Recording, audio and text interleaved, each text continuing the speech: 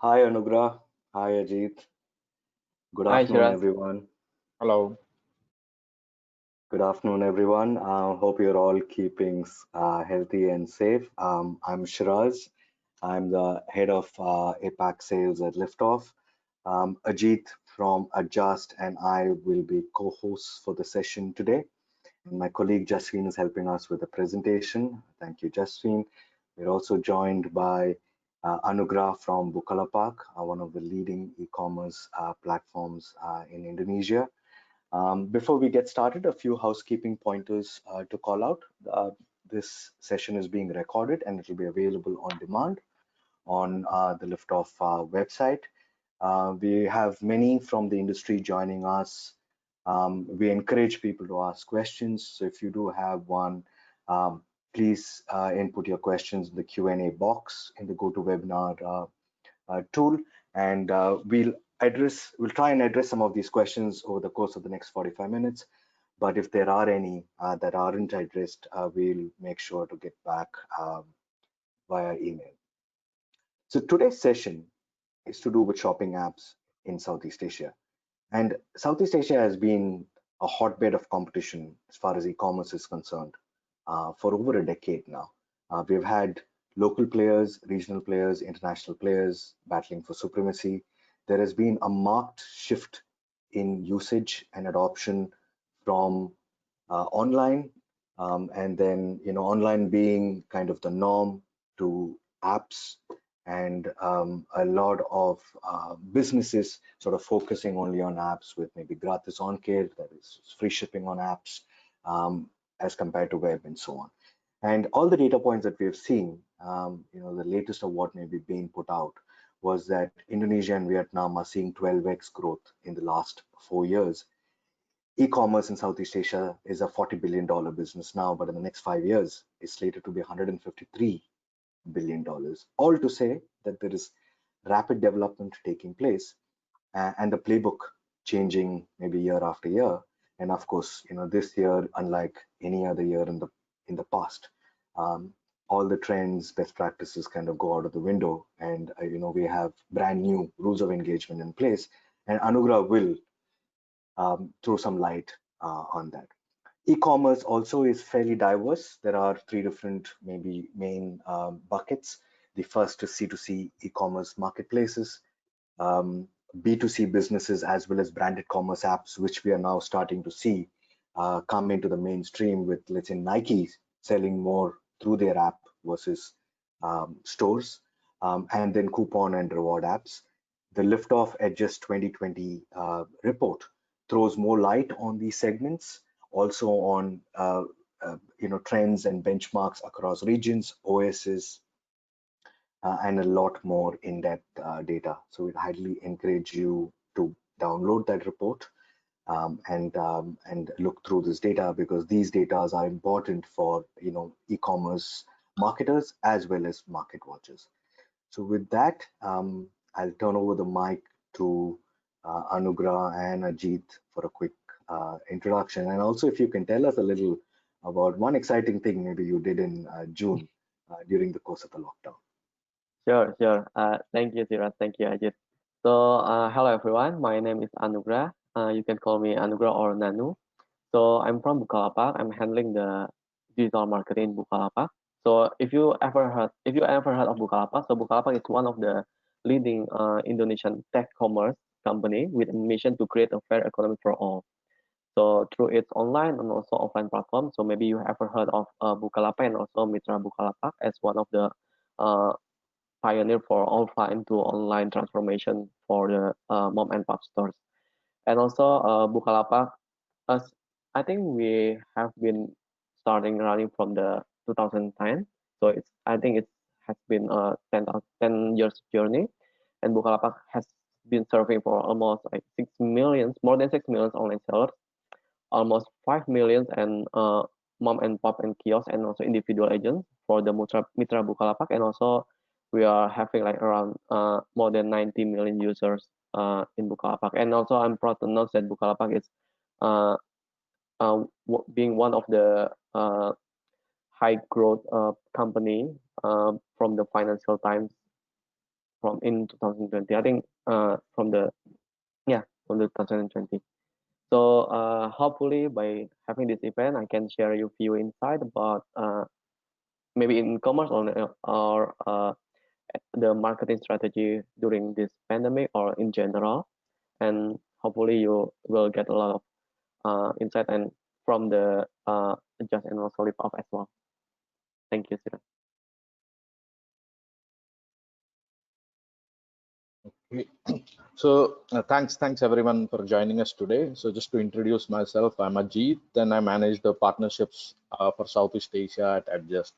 So just to give you a brief background, Adjust is the industry leader when it comes to mobile measurement, marketing automation, as well as fraud prevention. So we work across diverse verticals, and we differentiate ourselves in the market in terms of making marketing simpler, smarter, and more secure. I hope in today's session you would gather more insights on how our partners like Bukalapak actually leverage Adjust platform to basically gain more ROI in terms of their marketing campaigns. Thank you.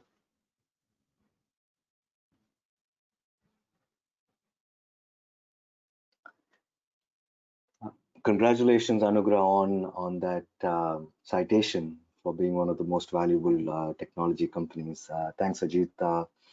So Liftoff is a mobile programmatic platform that helps app-first businesses acquire high-value users and re-engage to maximize customer lifetime value. We are a long-term partner to most notable apps in the APAC region.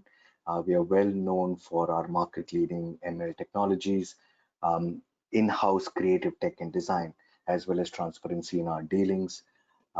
We are a global company, been operational in APAC from 2016, with offices across the region, and we operate across a diverse set of verticals. Um, did you all do anything interesting in June? Because just want to let the audience know, behind closed doors, what was it that was keeping us busy? Anugrah, if we can start from you. Yeah, sure. So I think it has been a few exciting weeks for me because during this work from home situation, me and my family created kind of like small home business to sell herbal drinks. We call it jamu in Indonesia. So maybe if you guys want to visit, just hit Instagram omah.nn. So please hit the Instagram and just order and try to find a refreshing jamu. It's a good way to That's promote. lovely, uh, Anugrah. So you became an entrepreneur during these times. That's fantastic. Yeah, I think Uh, it's a good new perspective for me because usually I only do something from the marketing side and also from the big company side. But seeing having this kind of experience in entrepreneur, so it's quite it's actually not easy. So sometimes it's quite harder than the my current job. So yeah, hopefully it can give me another exciting insight. well, they do say entrepreneurship is not for the faint-hearted. So great to hear this from you, and I'll definitely look you up on Instagram. Ajit, what did you do in June? Yeah, so yeah, I wish what I did was as exciting as Pak Anugrah, but definitely I think I was catching up on some of the missed TV series. Since it's work from home situation, we have to actually find more avenues to make ourselves busy. Definitely finding the old TV shows, just reruns. That's how I actually enjoyed most of my time period, available time rather. That sounds really relaxing going down memory lane. I pretty much did the same thing as what you did.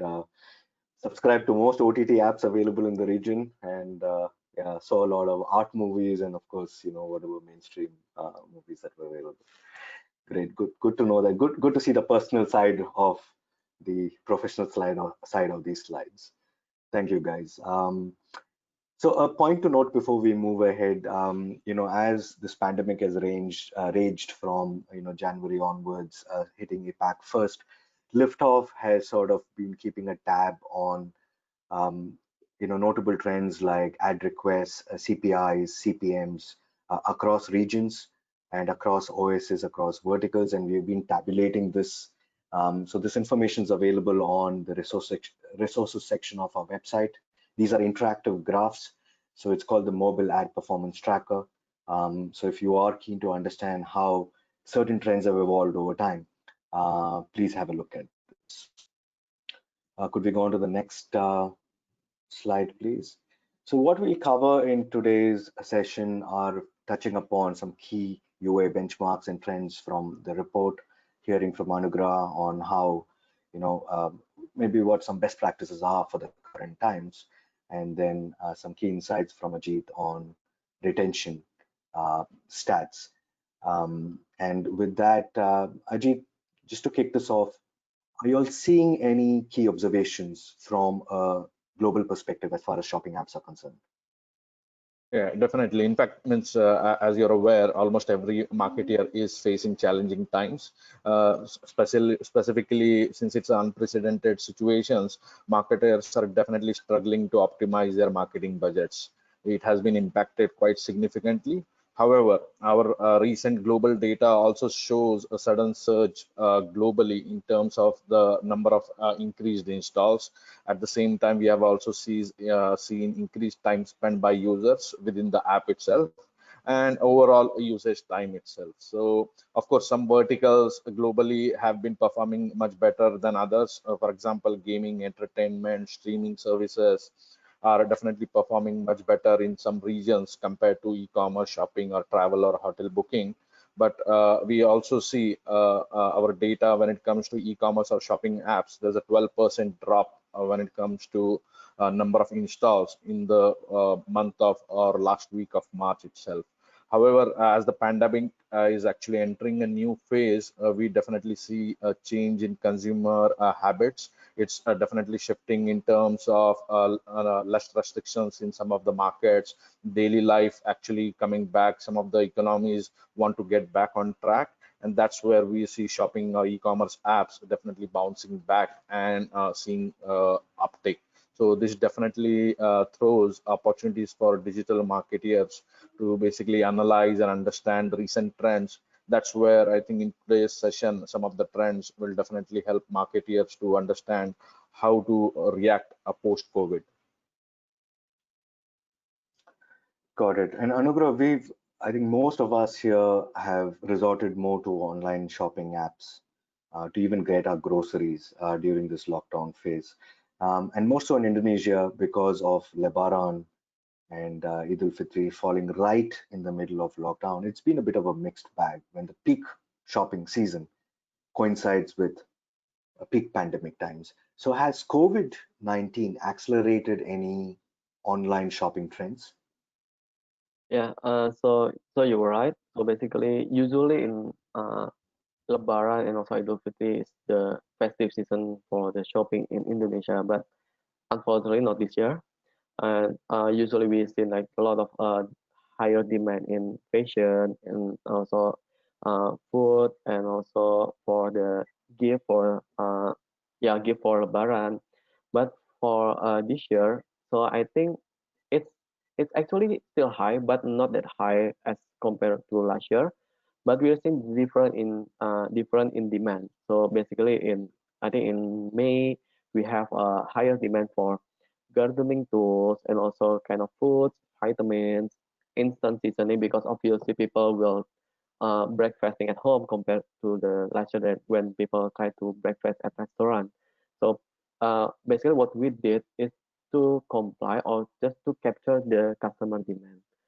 And we are seeing the trend is shifting. So we are creating a campaign to capture the demand. For example, uh, because they are buying a lot of instant seasoning, they're buying a lot of groceries. So we're having kind of like FMCG or groceries campaign to accommodate their needs. That's it, Shira. Got it. Those were some good insights. And what I'd like to do now is, do a poll with the audience to see, what did the audience think were the most bought items on online platforms, and specifically with Bukalapak. So if you can bring up the poll, please. All right. So the question is, what products were bought the most on Bukalapak from April to June? These are multiple answer. You can select multiple answers. So please select as many as you can. We'll give 15 seconds for the audience to put in the answers.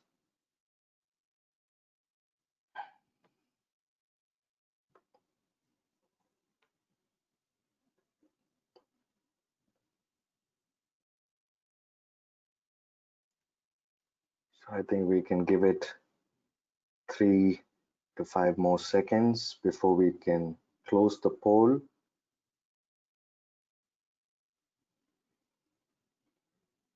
Okay, can we close the poll and bring up the answers? Oh, wow, okay. Anugrah, is this right? What do you think of what's your view on these percentages? Yeah, sure.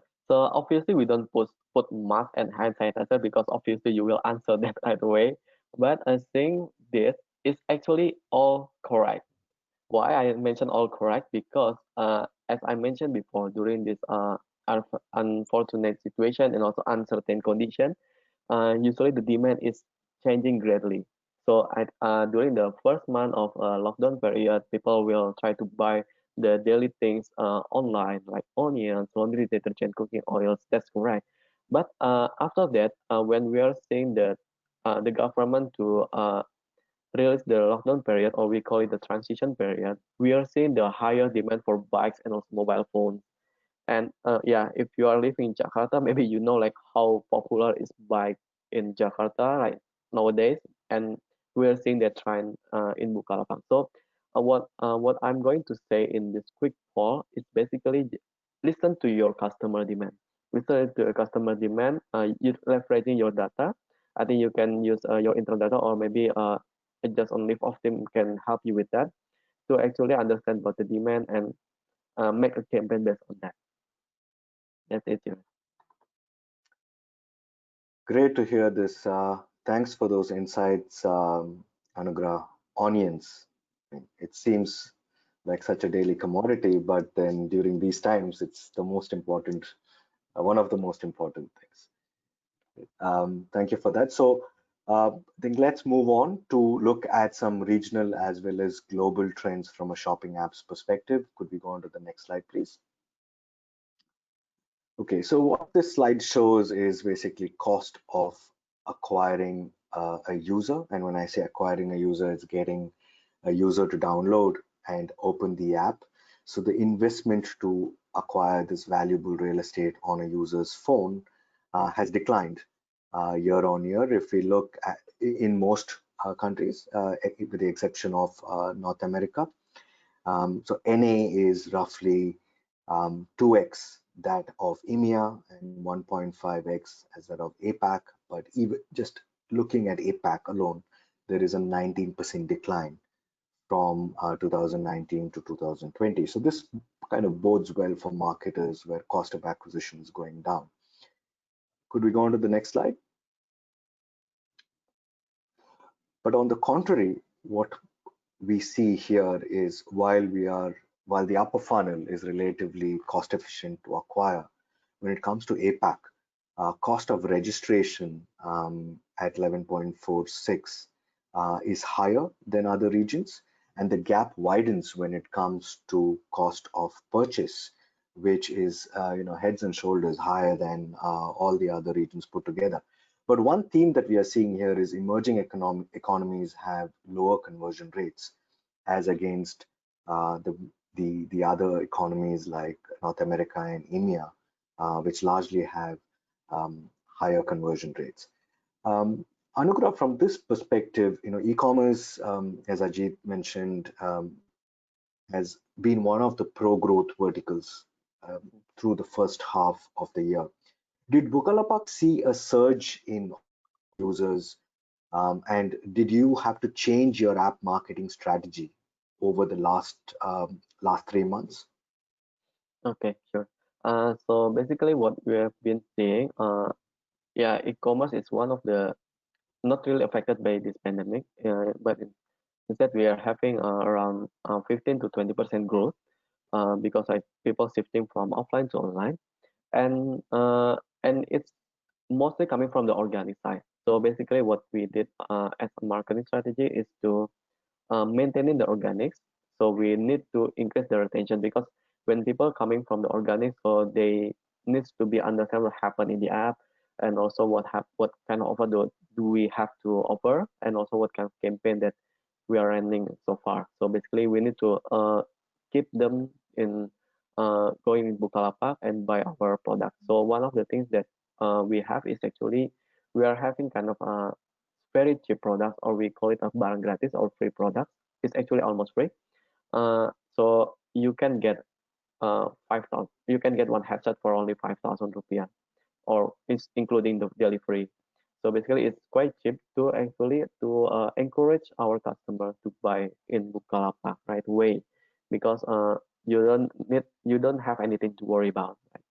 And also, if we are seeing here, the register and also the purchase trend is quite different compared to other market, because uh, that's true. I think because in Indonesia, the trend the user have a higher spec for their phone.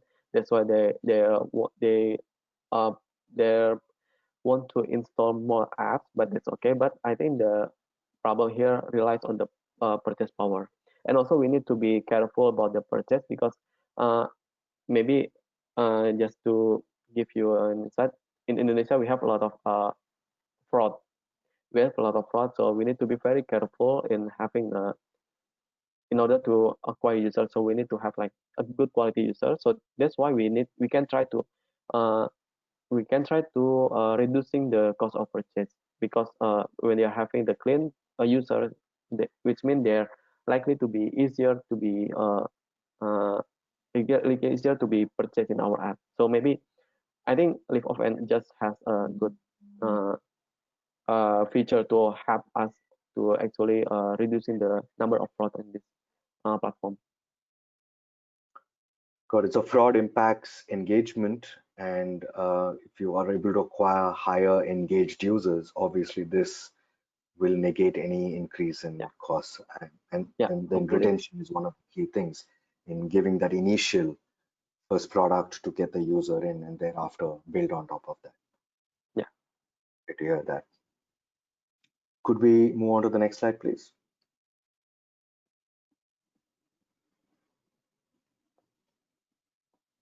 Yeah.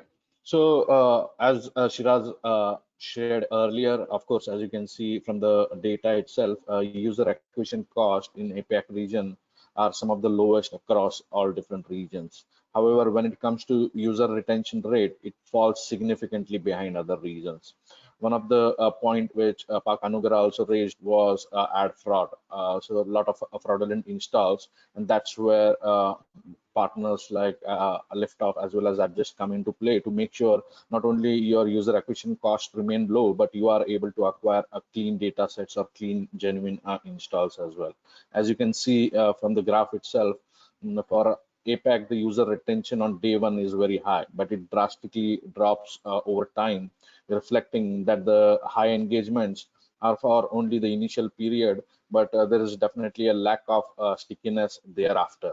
So, Pak Anugrah, just wanted to understand, SEA has been traditionally a market with lower shopper loyalty. As you mentioned as well, in Indonesia, that's the same case. So, do you see this behavior changing due to the recent events? Yeah, I think due to this recent event, people want to buy it more frequent. So basically, like people trying to do the shopping that previously they do by offline, they want to do it by online because of this lockdown situation. So we are seeing actually the trend is getting better. And also just to add about the retention strategy, so maybe uh, we can try to focus on the incremental lift or for each of the uh, retention or retargeting strategy. So I think aside from just targeting every one of the shoppers, we can just try to focus like to the user that likely to be churned. That's why that's why we can try to save more money with more results.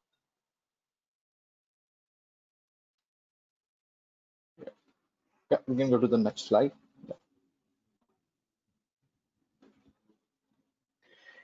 So we've seen in the e-commerce category, people tend to usually download and act on it quite fast compared to some of the other verticals. Our global analysis shows that install to register is within minutes, and time to purchase is usually within a 9-hour period. And this is quite consistent with what we've seen across regions. But given this unique situation where now we're starting to order a lot of groceries and essentials, Anugrah, do you see a difference in time to act from a purchase standpoint between your daily goods and then stuff like, what we've seen, bikes and mobiles and TVs and so on? Yeah, yeah, sure. Yeah, I think it's vary between the type of the products. For example, for daily goods that usually lies in the cheaper price, for example, like less than 550,000 or less than 100,000. Usually, people will buy that in a faster way. Because Bukalapak also offer free delivery. That's why like they don't really need to worry about the delivery cost is going to be affecting their whole the total purchase cost.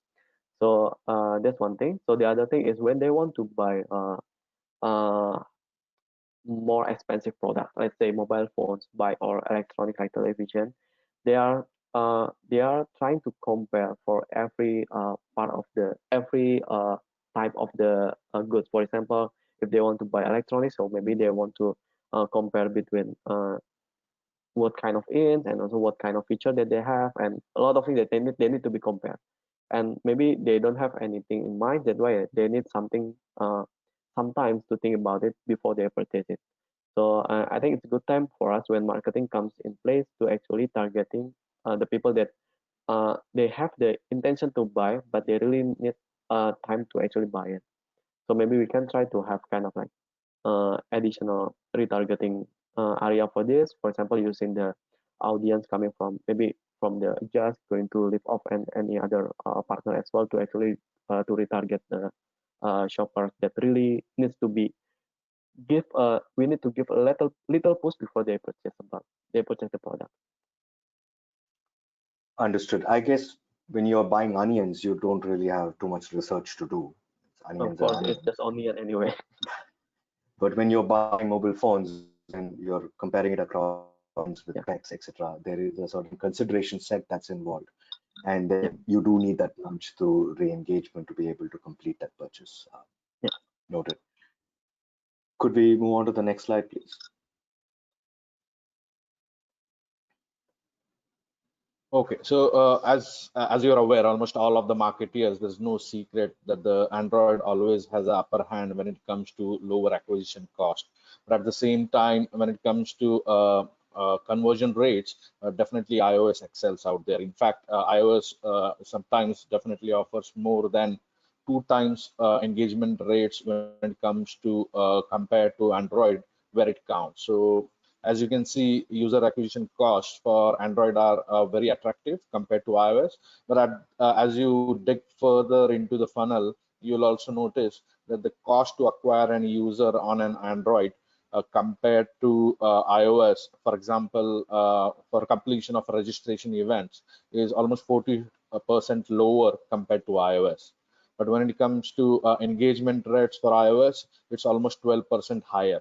So it gets much and much better when it comes to downstream events, which actually matter, like purchase events.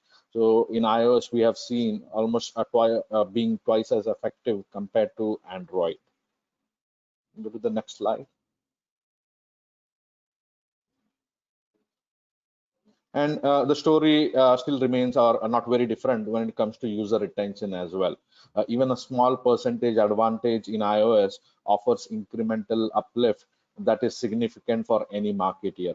So even though as per the slide, you can see there's a very small percentage when it comes to Android compared to iOS, it actually leads to a higher or significant impact in long term as well.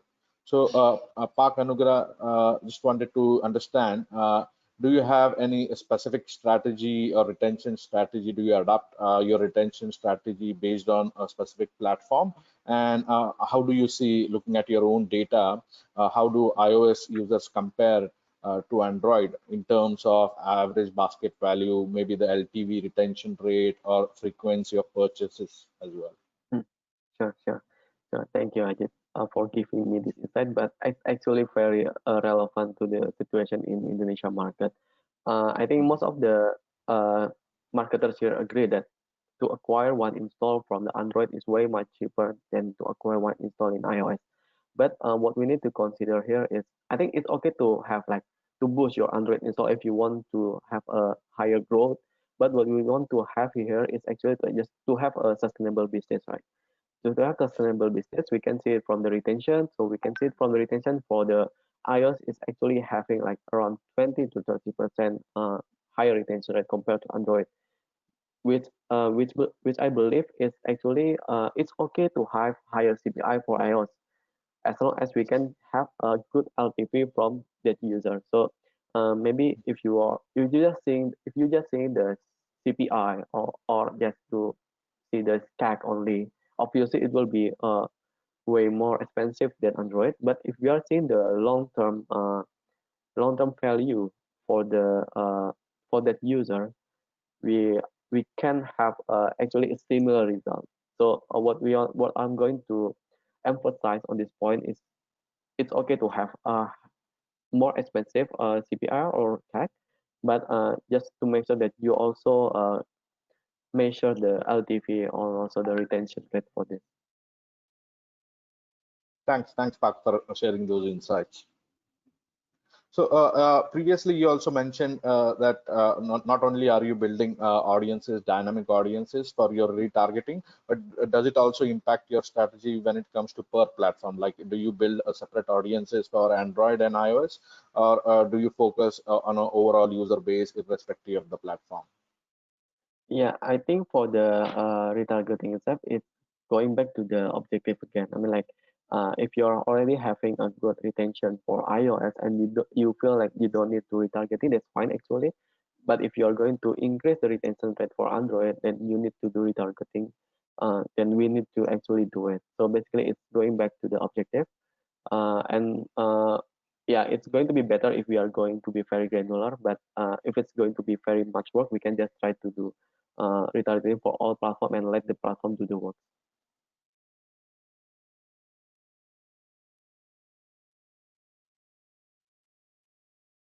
Hello, Ajit, can you hear me? I think the screen's frozen. Can we move on to the next slide? All right. So these are two stats which are quite relevant as we get into the H2 of 2020. So registrations globally, if you see, and this graph runs from April to March. Registrations peak at April and then continue a kind of a slow decline and remains pretty much on the low end of the spectrum through the 12-month period. And if you can go to the next slide. Purchases, on the other hand, are inverse, where April is one of the lower points for the first half of the year. Conversion rates for purchases start to climb through Q2 and Q3, and then start a steady decline through Q4 and Q1. These are, of course, global charts. And Anugrah, a point here is, I think anything that we analyze from a 2019 standpoint pretty much goes out of the window now, because we are in this new normal. There's no playbook for it, and I guess we have to strategize on the fly and learn from every day or every quarter that we experience this year.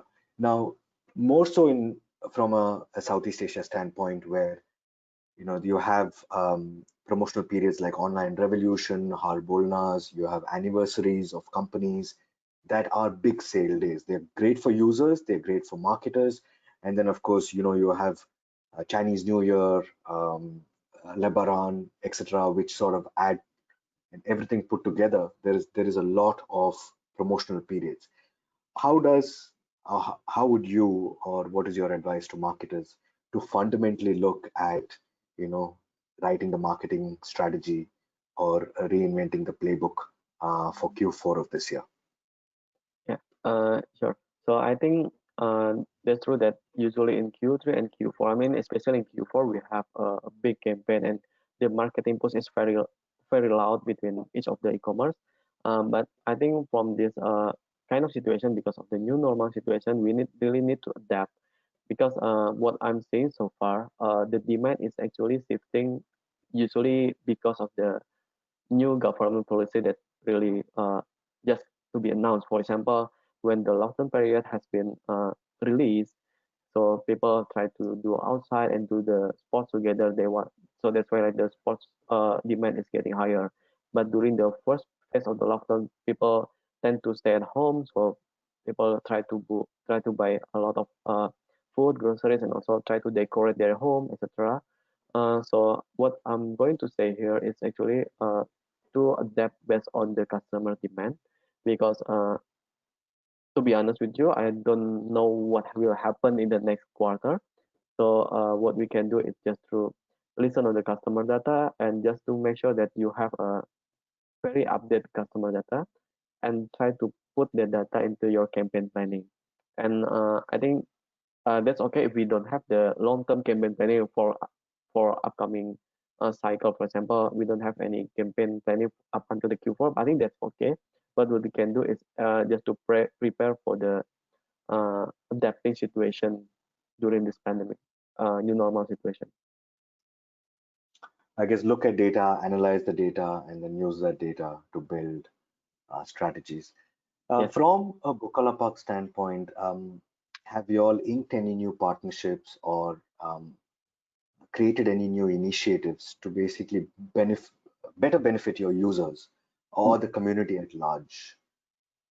yeah. I think Bukalapak, alongside with other e-commerce and also the government as well, we are having kind of like a Bangga Buatan Indonesia campaign, which is proud to be made by Indonesia. So basically, what we are doing in this campaign is try to onboard a lot of sellers as possible, try to convert them from offline to online. So we can try to increase their income from the online platform such as Bukalapak. So what we are going to do is to have the seller as well as to have the customer to find the goods that they need. That's one, and the other one, I think during the, because if I'm not mistaken, I think in March or April, when the mask and hand sanitizer price is just inflating so high, the price is surging. So what we are doing as a platform is to find the best seller that really inflating their price, and we uh, cut the partnership with them. So basically, what we are trying to achieve is to maintain the safety and also the safety guarantee for our customer. Because during this uncertain condition, we don't want our customer to feeling insecure, and also feeling not really uh, yeah, not really comfortable in shopping during this situation. So what we did is take the extreme initiative to actually cut the seller that really uh, having a bad pricing, or having taking this uh, unfortunate situation into their profitability. And that's a great service because you are giving the user the best quality at the most affordable prices, where some small section tends to, profit during the crises where they jack up all the prices. They know that supply is limited, so people are Yeah, bound to buy it no matter what you price it at. yeah. Great to hear that. And in fact, this kind of ties in quite nicely with what I have in the next section. If we can move on to the next slide, is creatives. I mean, creatives are the first touch points between a brand and its users. And more so in performance marketing, you get about 1.5 seconds to attract the attention of user and drive home the point of what value this particular app will bring to one's life. Um, I have a multifold question, but the first is, did Bukalapak change creative strategy during the pandemic? Second is, you just mentioned about this great initiative that you all took in ensuring that essentials are given to users at affordable prices. How did you communicate that to Mm, the users? Because it is something that you don't usually do in maybe the other when it's normal, right? This is in an abnormal situation you're doing this, and how do you communicate that to users? Yeah, I think during the situation, we are trying to communicate almost everything to our customer. So we need to make sure, we need to guarantee that our customer uh, do the comfortable shopping in Bukalapak, and also to make sure that they have the best service given by us. So basically, what we did during this pandemic, I think the overall strategy didn't really change, because the baseline is still the same. We need to listen for the customer demand. We need to listen for the customer aspiration to create a campaign. But maybe the different things is just like the timeline. Usually the timeline, we can use the last year data for the best benchmarking. But for now, we need to very careful with the forecasting. And also, I think for the way we communicate, we are also having kind of like PR initiative, and also leveraging our community to communicate with our customer about this. Understood. And Anugrah, when it comes to, I mean, these are sensitive times.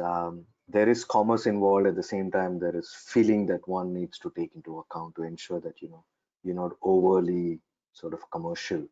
So from that fine line perspective, in one of the conversations that we were having just before we started the session, you were talking about empathy marketing.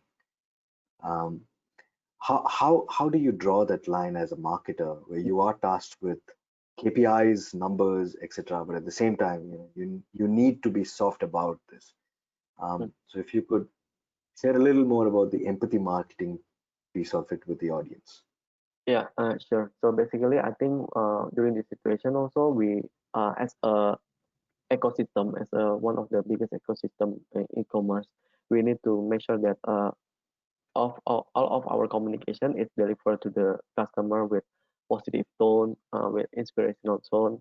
So we don't give additional trouble or additional worry about this current situation to the customer. So what we are trying to do is, yeah, basically what I've been mentioning about the campaign. So we put the customer in front of everything. With the customer meanings like the buyer and also the seller, because we care about both. So basically what we do is to show them that we actually care, show them that we actually uh, put the customer on top of, for example, like, uh, profitability. Because like when people, let's say that when the seller buy high price of mask, so we will get profitable as well. But that's not what we do. That's what we do is actually to give them the uh, the mind state of having a good experience in shopping during this situation. So that's what I'm saying. And it's quite hard to combine it with transaction. So what you can do is, maybe you can have a transactional campaign, but combined with a good empathy message. So basically, maybe you want to boost certain products. Let's say you want to boost groceries. You can just show them the grocery product that you use, and use a positive tone to encourage them to buy in your platform. That's it. Thank you for sharing that insight on creatives. In the next slide, we have some best practices with regard to performance creatives for e-commerce specifically, and some of this Anugrah covered. But product images on a white background, either as a single product or grid, tend to perform the best. Include prices or discounts in your banners. And when you have video creatives, and video is very big in Indonesia as far as performance advertising goes. So when you have video creatives, ensure that you showcase the workings of the app to the user. So when a user understands what do they see when they are in the app, it clearly kind of calls out the effort value equation.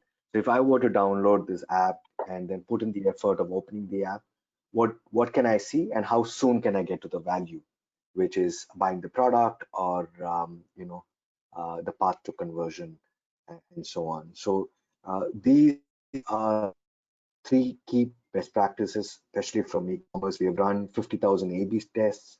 We work with hundreds of campaigns globally, and if we were to pick up the three top ones from a Liftoff perspective, this would be the three things to keep in mind.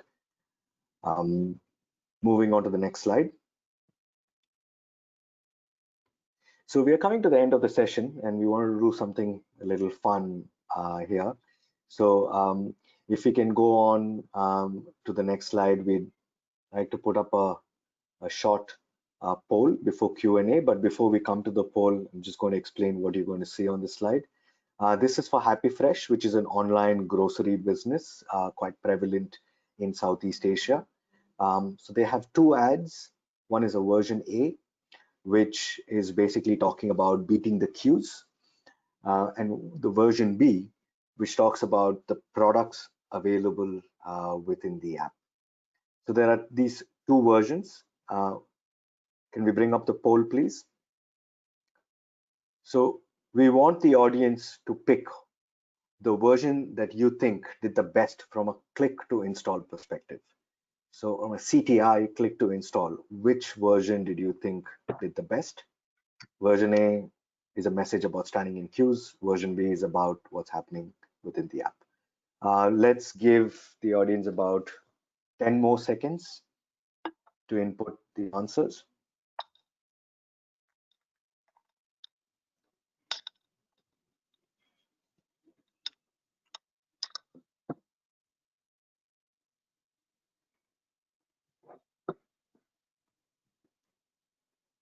All right, so let's close the poll in about 2 seconds and bring up the answers.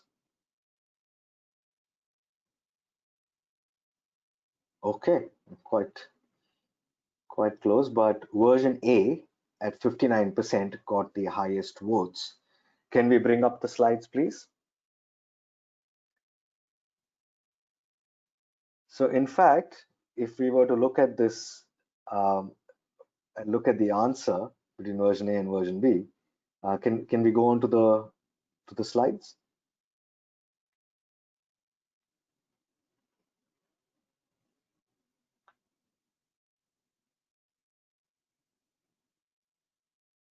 Can we go to the version AB answer slides, please?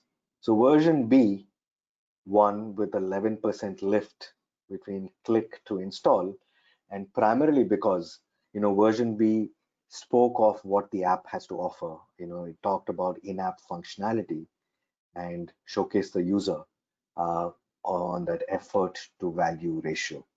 I still continue to see the quick poll page. I'm not sure if this is stuck at my end. Ajit and Anugrah, what slides are you all seeing? Yes, still saying the quick poll. Okay.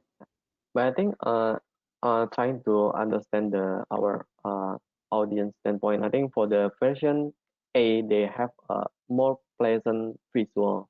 So maybe they choose that based on it. But I think what are going to highlight in this poll is when we are mentioning something more direct and also something more direct that give people the message of the ad, it will give the higher CTR.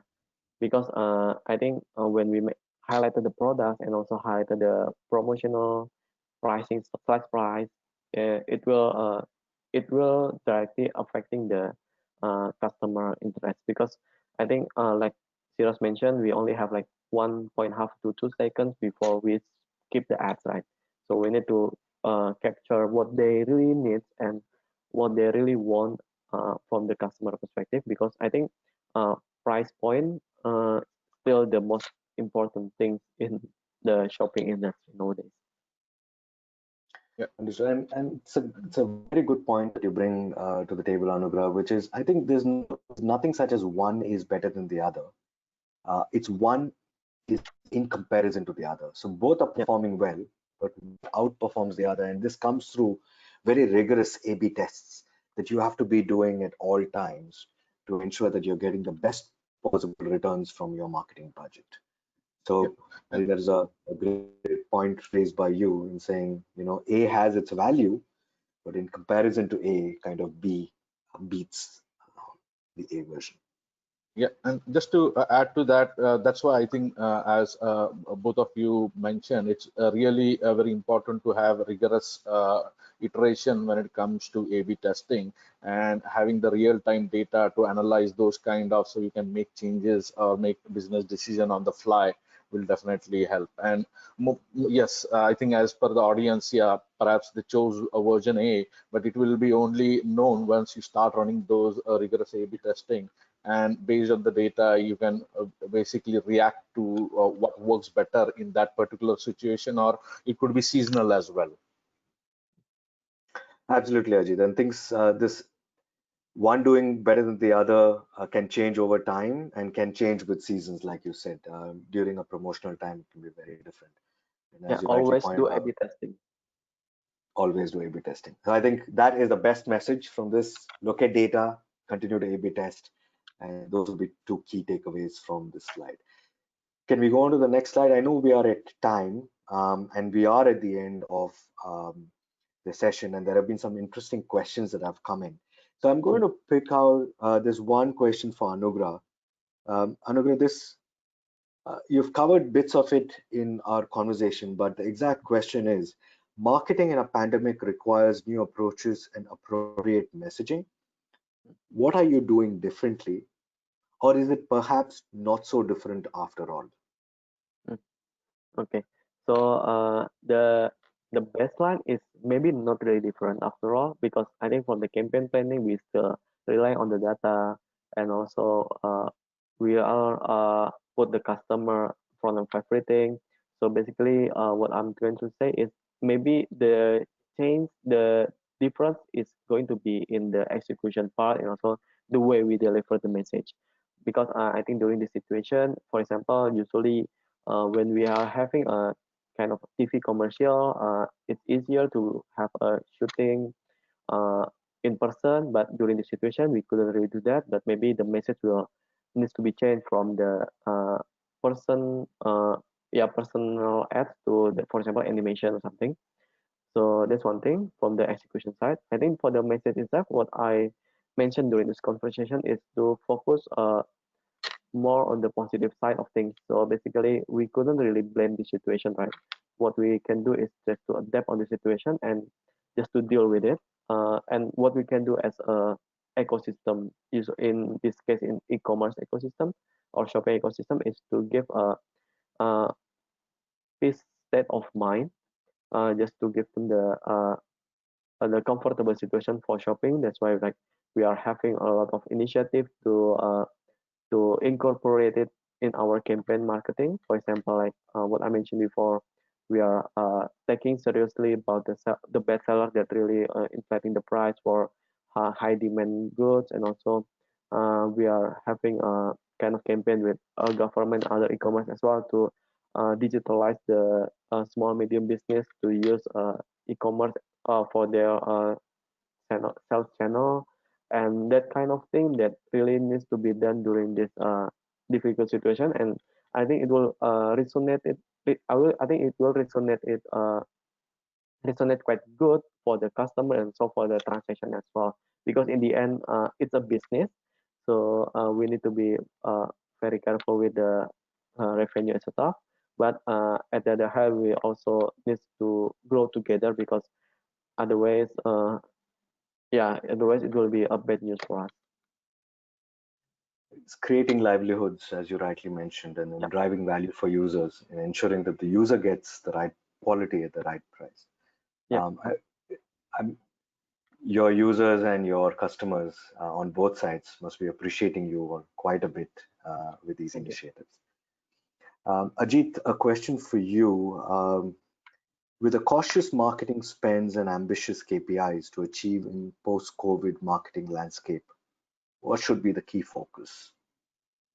Yeah, in fact, this COVID times have put a lot of pressure on marketers, especially they are facing a double whammy, not only in terms of shrink budget, but also the perennial problem of having limited attention span of their mobile app users. At the same time, the marketplace is very competitive as well.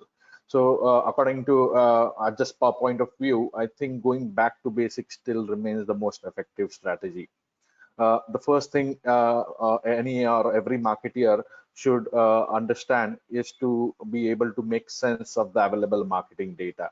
Running blind will not only waste your marketing budgets, but also the team efforts as well. So it's very important to get the measurement right in the first place. Any strategy which is based on objective data is not only effective, but it also makes life of a marketer much easier to make smarter business decisions. So from our point of view, I think a marketer should focus to understand the user life cycle, definitely go deeper into the user funnel strategies, and also identify measurable touch points that will be valuable for your future analysis as well. So without understanding the mobile app user behavior, any strategy you come out with will definitely fall short to achieve your ROI.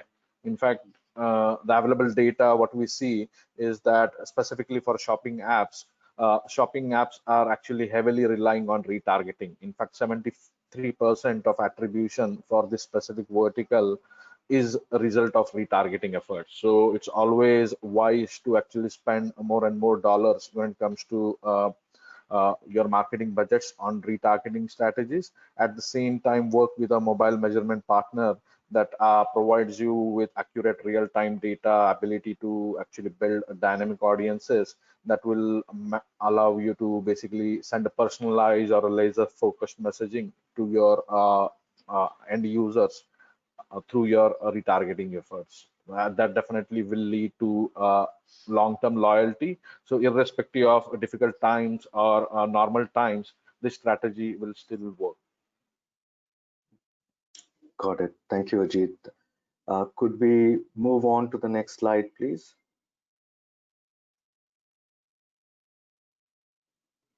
So yeah, I think we are just closing out here. So basically, just want to highlight that if you guys are facing any challenges when it comes to accurate data for your marketing analysis, or lack of consistent support, or looking out for a measurement partner, we not only provide you a mobile measurement, but beyond that, we also provide you advanced tools to make sure your process marketing budgets against ad fraud, as well as marketing solutions that will help you automate your campaign optimization in-house in real time as well.